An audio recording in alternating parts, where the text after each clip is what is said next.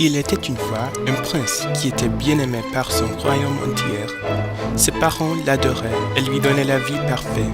Il avait 1000 servants qui réalisaient tous ses caprices et il n'avait jamais eu besoin de lever son petit doigt.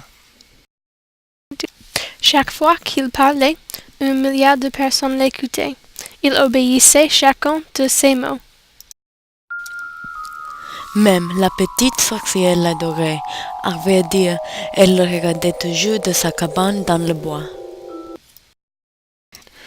Depuis que ses parents étaient morts, elle vivait toute seule, à l'exception d'un petit chat qui s'appelait Bartholomew. Néanmoins, elle avait de quoi s'occuper. Elle balayait la maison, apprenait de nouvelles sortes et prenait soin de toutes les bêtes de la forêt. Mais chaque nuit, elle rêvait du prince. Un jour, elle vit à travers sa boule de cristal une image qui lui fit peur. Elle vit une belle fille qui ressemblait à la sœur du prince et qui préparait un poison mortel et le versait dans le verre du prince. « Mon Dieu, mon cher mort, il est en danger. Je dois faire quelque chose, » dit la petite sorcière. Puis elle monta sur son balai et elle vola au palais pour avertir le prince avec Bartholomew, bien sûr. En arrivant dans le palais, elle fut confrontée avec un vrai affront. Après s'être promenée pendant 20 minutes, elle réalisa qu'elle était perdue, et puis elle commença à pleurer. Mais après un moment, elle s'aperçut que Bartholomew courait après quelque chose. Quand il semblait que le chat avait attrapé ces choses, le petit sorcier entendit une voix timide. « Ne me mangez pas, j'ai une famille !» La sorcière vit dans la griffe du chat un petit sourire. « Aidez-moi, sorcier, s'il vous plaît, » dit le sourire. « Oui, mais à la condition que vous me montrez le chemin jusqu'à la chambre du prince. » « Certainement, petit sorcier, mais vite, il va me tuer. » La souris, libre, commença à dessiner une carte. « Merci beaucoup, Madame Souris. Je ne vais pas oublier votre gentillesse. Et moi aussi, bonne chance. » Et avec ça, elle entama sa route. Finalement, elle arriva à une grande porte.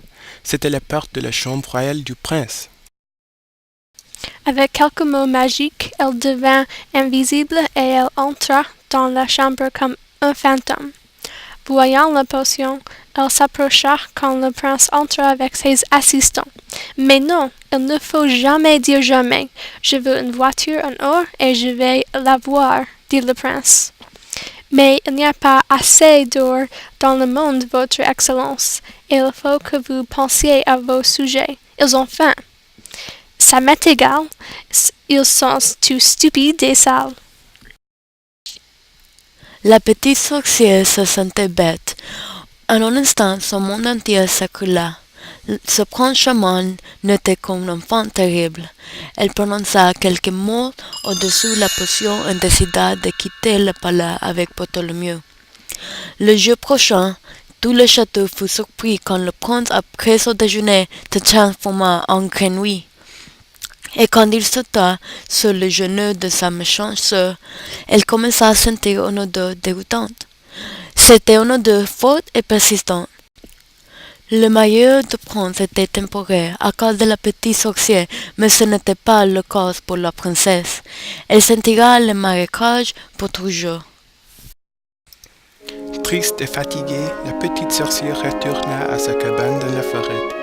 « Sais-tu, je n'ai personne, je suis toute seule. » Elle était sur le point de pleurer quand Bartholomew est là. « Mais bien sûr, Bartholomew, tu es mon meilleur ami, je t'aime. » Et, avec ces mots, Bartholomew se transforma en humain. Il regarda ses mains qui n'étaient plus les pattes d'un chat. Il regarda vers la sorcière avec larmes dans ses yeux. « Merci, sorcier, tu m'as sauvé. J'étais emprisonné sous la forme d'un chat par un vilain magicien. Mon seul salut était qu'une fille de mon âge me dise « Je t'aime », dit-il. « Et je suppose que tu vas retrouver ta famille ?» dit la petite sorcière tristement. « Non, je suis un orphelin. Est-ce que je peux rester ici ?» La sorcière le regarda soupçonneuse. « Tu n'es pas un prince. »« Non. Dans ce cas, tu peux rester ici pour toujours. » Après, les deux orphelins devinrent amis et vécurent heureux dans leur cabane dans la forêt.